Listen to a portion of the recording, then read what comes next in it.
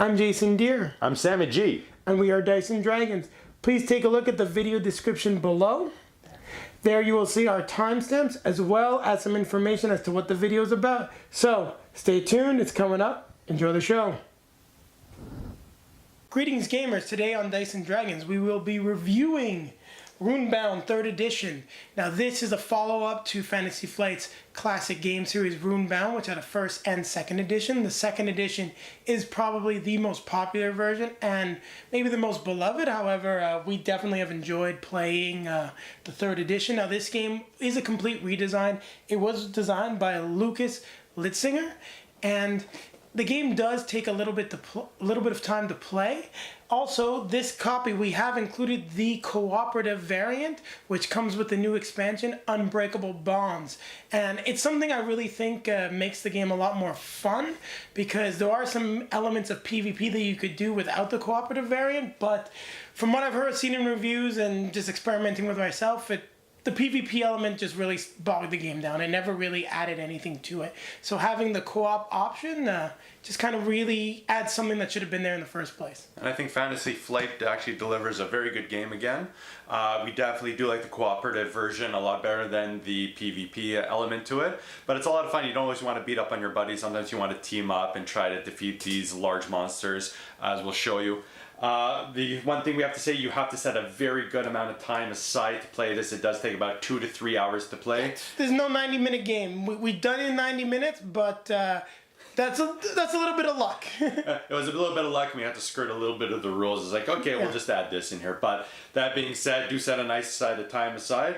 Very good game. We're going to get right into it. So as always, we're going to say grab your drink, and let's learn how to play Runebound 3rd Edition. So let's take a look at the components for Runebound 3rd Edition. As you can see, there's a lot that comes out of the box. So let's start with the cards, because you're going to be adventuring around the board and interacting with these cards a lot. So the first deck we'll show is the orange combat deck. We then have the green exploration deck and the purple social deck. Now these correspond to certain locations on the board. As you move around the board, you will be drawing cards. Now the final set of cards is the story deck. And one thing important to note is on the story cards, there is a logo. That logo tells you which scenario they correspond to. You see the dragon, therefore we are playing the Ascendants of Margath. Let's take a look at some of the other items. We have the 5 terrain dice. We also have the skill deck. Now the skill deck is important because this is how you learn skills, and you draw from this deck during train actions, which we'll cover later. You also use these cards when you're trying to get successes. So you draw from the deck, and as you can see right here, there is a star that represents 1 success. Below you can see is a skill card without the star, which means you did not succeed. This card is only good for training. Now the final deck of cards that we will take a look at is the asset deck. So in the asset deck, you will draw the items that you'll be using for your adventure. So you can see we've got some robes. We have, oh, what's that? That is a twist. A twist is a new type of card with the Unbreakable Bounds expansion. When you make a shop action and you draw a twist, you have to resolve it right away. During the setup phase, you would not use this card. And let's just take a look at a couple of the other things that we have. So we have this little token right here, the arrow. This is for a prepare action, which we'll cover later. Comes with Unbreakable Bounds. We also have the tokens that you can gain from items. We have your character tokens, which will correspond to the character that you're playing. We have our fierce enemy token. We have these beautiful miniatures, which correspond to the characters that you're playing. We have the new envelope cards, which you can use to send items to players. We'll cover that later as we explain the phases. And you can also see the ever important enemy tokens. So the green ones correspond to the mystic type of enemy. Now, there's also certain tokens that change per game. So these white ones are lore tokens. They're important for the Ascendants of Margath. When you're playing different scenarios, there are different types of tokens that you will take from the game box and use. We also have the time track token. We also have our beautiful and lovely and ever important adventure gems. And what else does every adventurer want? As we're questing through the world, we want gold. You've got your 3 and your 1 type of gold. And then when you're fighting the enemy, we have this token, which I like to call the pain in the ass token, the enemy token. And we'll explain how that comes into play later on in the game. So we've reviewed the components. Let's go into the setup. We've already placed the story markers. You're going to need to place the time track marker, which as you can see is dual-sided. Now this comes into play later on in the game. We've already split up a whole lot of our elements on the other side. And then what you need to do is then place your adventure gems. Purple for social, orange for combat, green for adventure. So these are important because this is how you're going to be experiencing the game. This is an adventure game, so you want to be moving around the board and interacting with these gems. Now, the next element that we need to do is take a look at our character. So for this example, we're going to be using the character of Tatiana. Now we're going to follow the instructions that are on the setup part of her card. There is another side to the card. We use this part of the card during actual gameplay. Now what we need to do is we need to take our character's tokens as seen below. We need to take our 2 gold and we need to draw 4 skill cards because that is the amount of cards that we have in our hand. As you can see, this is the symbol where she's allowed to start. So Tatiana can start in any shrine. The other starting locations that we have are strongholds and towns. So now what we're going to do is we're going to set up the assets part. So the asset part is we're going to draw from the asset deck and put 3 cards in each of the markets. So we're just, for this example, we're just going to set up Riverwatch and Dawnsmore. There's a twist card. We don't use twist in setup phase. Let's discard it. And we're going to draw 3 more cards as so. Oh, sorry, I drew a skill card. 3 cards as so. Now, to finalize the setup, I would be able to gain 1 trophy with Tatiana, so I'm going to take a combat trophy. So I start with this. These cards you interact with, they're also your trophies. And I'm going to place Tatiana in Safar's Rest to start the game. Now, let's take a look at the actions you can perform as a player. So first thing we need to do is flip our card over, and here you can see our character card, and it will explain to us all the abilities that we can do. So Tatiana has 2 body, 1 mind, and 2 spirit. She's able to roll 3 terrain dice, has 8 health, and gonna have 4 skill cards in her hand. Here you can see her character ability, which is explained here. This one, when Tatiana starts in the wild, she can move 1 hex automatically. And here is her surge ability, and that's something we'll explain in more detail as we get into combat. So Tatiana is starting in the shrine. Let's review how you do movement. So for movement, I'm going to roll my 3 terrain dice. And right now, I kind of did not get the best movement. I have mountain, water, plains, forest. So when you want to cross a river or move through a lake, you need to have a water token. So what I'm going to do here is I'm going to move towards the adventure. So I'm going to move 1 hex with my plains, and then 1 hex using the water. Now that is 1 action.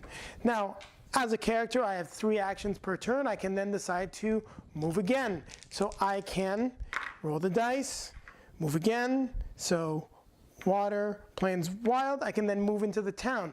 Now this is a great example here because I can now do a shop action, which is another type of action where I would draw a card from the asset deck and I would then be able to potentially purchase an item. So let's just imagine for a second here that I actually had 3 gold. I could purchase the Cursed Claw, and then I would take the corresponding token and add that to my character's token pool. Now we covered movement and shopping. Let's review the other actions that can occur.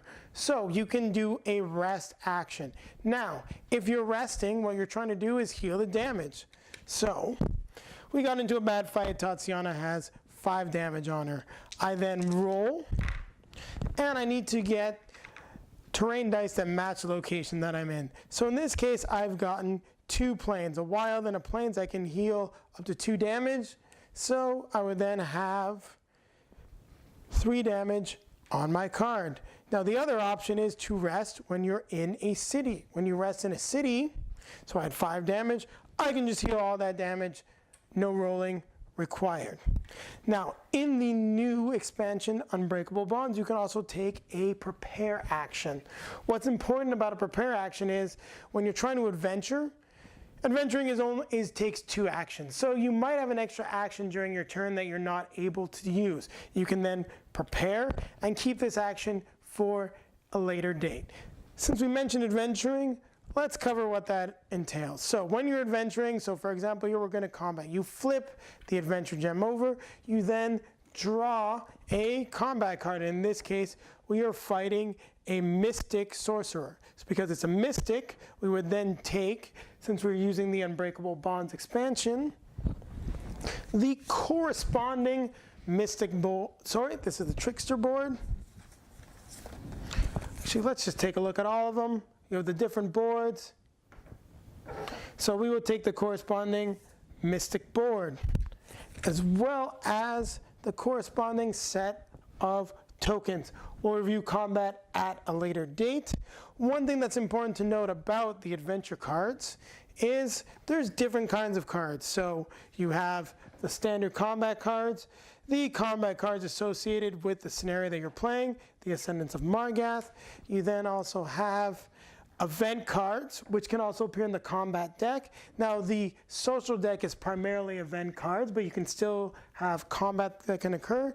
Then you have also the quest cards. So quest cards you typically find in the adventure deck, but as I was stating, depending on the adventure that you're doing in the card, any of these cards can show up at any time in any of the decks. So I believe we now covered all of the actions that we can do, except for the most important one with regards to powering up your character, which is train. So we are going to take a look at how you conduct a train action right now. So what you would currently have in your hand is a set of 4 skill cards. And by spending 1 action, a hero can conduct a train action. What you then do is you draw up to your maximum hand size. As we're taking a look at Tatiana's card, that would be 4, which you can see right here. So I would draw 4 skill cards. Now, what I would then do is I would discard down to my maximum hand size. Now, as you're looking at the skill cards, one thing that you will notice is that at the top of the card, you can see that it corresponds to a certain number of trophies. So if we're looking at living weapon right here, it corresponds to 2 combat and 2 trophies of any kind. To learn living weapon, you would have to spend a total of 4 trophies. If you're looking at cover of weakness here, it would take 1 event trophy and 1 trophy of any kind. Magical, which you can see right here, is just a blank, which means that you can spend 1 of any type of trophy to learn this skill. And Jack of all trades requires 1 of each kind of trophy, so either an adventure trophy, a combat trophy, or an event trophy. Now, another important aspect of skills in this game is the type of skill that you can see at the bottom. So here you can see is yellow, that corresponds to mind, and for Tatiana, if I was going to learn Jack of all trades, that could be the only skill I can learn, unless I have gotten an item that would increase my mind above 1, meaning that I could then have 2, 3, or 4 skills, depending on what my new value is. If you're looking at cover of weakness and living weapon, both of them are body skills, meaning that Tatiana could learn both of those, unless, once again, she has an item that increased her body value. And with magical, it corresponds to the spirit, so she could have 2 skills that correspond to the spirit. And that is how you would conduct a train action in Runebound 3rd edition, and we're going to continue with our how to play of the game. So let's review combat before we can go through our playthrough of the game. So in the expansion Unbreakable Bonds, combat is done with these 4 boards. As you can see, the hero will be fighting the enemy, and you can see the type that is here. As this one, the sorcerer, is a mystic. The orc brigand is a warrior. The Deep Elf is a trickster, and the Beastman is a savage. Now, at the top of each board, it will tell you if something happens at the start of combat. So we'll go into that in a little bit more detail once we show you the example of combat. And just for another example, we are playing the High Lord Margat scenario. So when you're conducting combat at the end of the game, you would be adding this token in. The rules are available in more detail in the actual guide. But just to make combat a little bit more simpler, let's just take a look at a quick reference. So the axe is physical damage. This starburst type thing is magic damage. The skull is enemy damage. This circle here means that you double the amount on the token. You also have the agility token right here. You have your surge, which will allow you to trigger different surge effects, and your defense. One thing that is important to note, but it's not on the guide, is a new symbol that comes with Unbreakable bonds, and that is the copy symbol. This lets you copy a token, not just double it. This token becomes a copy of that token. So for the example that we're going to be taking a look at right here, during our setup we drew the sorcerer, so let's see what would happen if we were actually fighting the sorcerer. So on the card you can see the amount of health that your enemy has denoted right here. You can also see their surge abilities denoted on the lower part of the card, and the rewards that you would gain for beating the enemy. Now let's just take a look at the tokens we will be casting. So at the start of the game, your hero would only have the 3 tokens that they get as denoted on the setup part of their card, and enemies actually only start with 5 tokens. Now when you get into Act 2, you would add the 2 damage token which each enemy type has. So for the sake of this combat and to make it interesting, we're going to do this like it was Act 2. We've gotten some items here. We're no sissy adventurers. We're something closer to Conan the Barbarian. So let's go through an example of what a combat round would look like. So what you're going to do is first determine initiative. So you shake the tokens, you cast them as so, and for the enemy's case, you place them at the corresponding portion of their card. Now, you see the yellow token marker? The yellow marker determines initiative. So in this case, the sorcerer has 3 initiative. Now, Tatiana, with only 1 yellow marker, has 1 initiative, meaning that the mystic gets to go first. Now, when you're going down the card, you follow the ability at the top of the card. That may be before or after combat, depending on what you're fighting, and you have to move in order down the card step by step, while us as players, we can decide what we're going to do. So the first thing for the sorcerer as a mystic is agility. So they would flip any blanks. There are no blanks available. Therefore, they're going to make me recast one of my tokens, my highest one, which is 2 physical damage. I'm recasting it. It's still 2 physical damage. Did not have too much of an effect for me. So now what I'm going to do is I'm going to spend one of my tokens. So the first thing that I'm going to do is use the copy ability to copy my 2 damage markers. So now this equals a total of 4 damage because I copied it. Now the sorcerer would then use his surge abilities. The surge ability for him is blast, which allows him to deal 3 damage. However, the blast ability states that if I can spend 1 magic damage to counteract his blast ability, which I will do. So no damage to Tatiana. Now what I'm going to do for Tatiana is spend her surge. Now her surge ability is called Crack Shot, which means I get to deal 1 damage for each of my unspent damage tokens. So, and that is the axe for physical damage. So I have 3 physical damage tokens because I copied this one, which means the sorcerer is going to take a total of 3 damage. I'm really doing great here. Now, the mystic's next turn would be to copy. So he would copy a defense, if he had any, in response to damage. Since he has no defense, he hasn't been able to defend or block anything. He's going to copy his damage. So now you've got a total of 5 damage on his board. And my next turn is going to be to use my physical damage token. So I've got a nice total of 2, 4, 6, 7 damage, which will defeat the sorcerer. So the sorcerer is dead, and I will take this card as a trophy, as well as any corresponding gold. Now, another aspect of combat we just want to cover is how you would run away. Now, if combat had not gone so well for Tatiana, I would have the option of rolling 1 terrain die.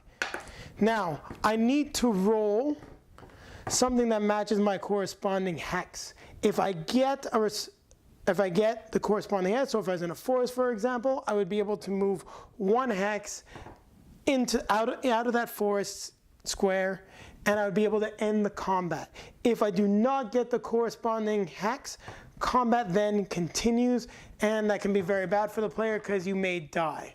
Now, if you do happen to be defeated in combat, it is not the end of the world. You just can consult the rulebook and follow the instructions as how you can get back into the fight. You start off with a rest action. So, just before we get into our playthrough, the one thing we did not mention about combat is combat rounds restart once all tokens are spent. So if you've not defeated the monster, you would then recast your tokens. The enemy will recast their tokens, and combat will continue. Now we've covered everything that you need to know about playing Runebound 3rd edition. Let's cut to our playthrough. So I know what you guys are thinking. This is not a playthrough, and you would be right. Actually, what we're going to do is post this into a different video to play through.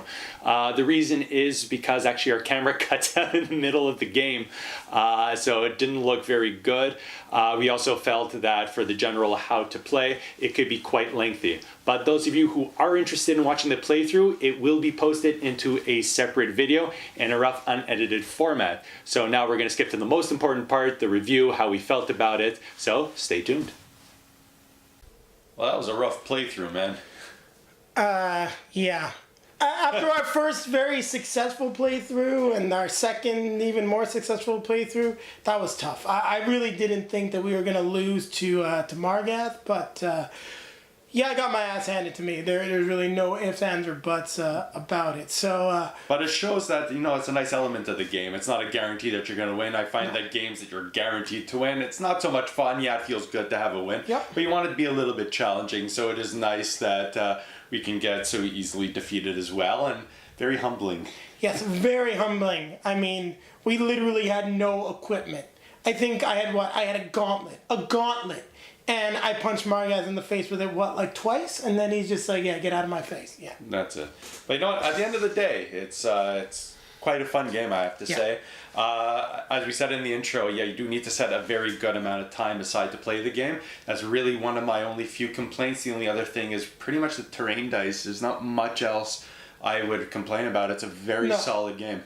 Now, the terrain dice are probably the weakest component. With the amount of custom dice that could be on there, we could have custom dice made. I mean, the stickers could potentially fall off long term, so I would like to see something come out, or Fantasy Flight, if they do another expansion, to put out maybe some custom dice for the game and include that in another expansion. I will say Unbreakable Bonds is probably the way to go, because with the enemy boards and the custom tokens, it really means that you're not going to dick somebody over when you're trying to play more cooperatively. And even if you are using the custom boards and just playing the more competitive style where you're racing to see who can beat Margath, you don't really need to be a dick to each other. It also helps speed up the game a little bit if there's more than 2 players, because other people can take their turns while you're resolving combat and things like that. So overall, it's definitely a very solid game, and it's definitely one of probably my favorite Fantasy Flight games when it comes to a get it to the table and wrap it up in one go. Also, we've only played the Ascendance of Margath scenario, and we also have, with the other expansions, another 5 or 6 other scenarios. Yeah. Corpse King, there's also a PvP focused scenario, which we have not tried, which does, from what I've read and what I've heard, does really make that PvP element of Runebound, a lot of fun. But you really should be playing that as scenario in that expansion. I mean, and back to this terrain dice, I like how Fantasy Flight does try to incorporate it, especially into the quest cards where you could roll certain things. But I don't know, I honestly feel that it does bog you down. I think sometimes we tried to do a movement and we couldn't get the actual terrain, so we're kind of stuck. I feel they could have done a lot better. It can move a lot quicker if you say, oh, your character has X speed, so you're allowed to move X hexes. That's all, and really simplify it. Within the quest card, maybe incorporate other elements to try to do successes, like drawing from the asset deck to try to find that little star that shows that we do have a success. But aside from that, yeah, we haven't tried the PvP. I look forward to kicking your ass. And at the end of the day, I think it's a real solid game from Fantasy Flight. For me, it's an 8 on 10. For me, I give it a 7.5 on 10, only because what I felt with our last playthrough that you saw in the video, we had a slow start. And if you're playing Unbreakable Bonds and you're playing the cooperative version, it feels like if you have a slow start, there is just no coming back from it. We just weren't able to generate enough equipment, resources to really go into the combat and have a lot of success. On our first playthrough, even though we made some mistakes with the rules, we definitely had a lot more equipment. We started out succeeding a lot more in the early part of the game, and we came into the final combat with Margath with multiple weapons, more skills, and that's something that I didn't think we had because I don't think we had any type of success during the first half hour in the game. So that's really why it comes down a little bit for me, because if you have a tough half hour, 45 minutes, you may want to either not incorporate that cooperative element in the game, sort of take it out and just try to fight Margath solo and see who then wins, because you don't really stand a chance. Like, as you can see from the end of the playthrough there, he just kept healing 7 damage every single time, and we could only deal 2 to 3. So. And that's it. And that actually brings up to a good point. What I like is, as much as we hate the terrain dice, we do like the tokens that you get to flip, kind of like coins in lieu of dice. I find that adds just another kind of whimsical thing into the game. It makes you feel like you actually have the equipment when you're buying new equipment. You get an extra token. I love adding something. You get to throw it. It makes you feel certain more powerful, and you actually see it right away. You don't have to add anything here and there. It's right there in front of you, so that is a little bit of fun. Yeah, and just on the rules, and one thing I want to say, the Learn to Play guide for Runebound is incredibly straightforward. I think they've done a great job crafting this game, making it easy for anyone to learn. I was teaching my fiance the game. It took her about half hour, 45 minutes, but as she finally got into the game and realized what was going on, she really enjoyed it. So I think that this is the kind of game, because of Learn to Play, and if you have people that do like that type of long-form game, especially when it's an adventure game, this is a great thing to try with some friends, especially with the different options that you have to play. And I think a lot of people can enjoy it, especially the way it was built. You feel the power that you're getting as you go through the game, and it's one of the best questing games, I think, on the market. Absolutely. So thanks for tuning in to Dice and Dragons. My name's Sam. My name's Jason. Please leave your comments and feedback below, and hopefully we'll see you for our next review. Hey, thanks very much for watching, guys. If you liked what you saw, please subscribe. It won't cost you any gold. It won't cost you any XP. It's perfect. Also, if there's anything you'd like to see us review next, please let us know in the comments below. And as always, feedback is appreciated. And once again, we are Dice and Dragons. My name is Jason Deere. I'm Sammy G. Remember, grab a drink, grab your buddy, and keep on playing. Keep on playing games. Cheers.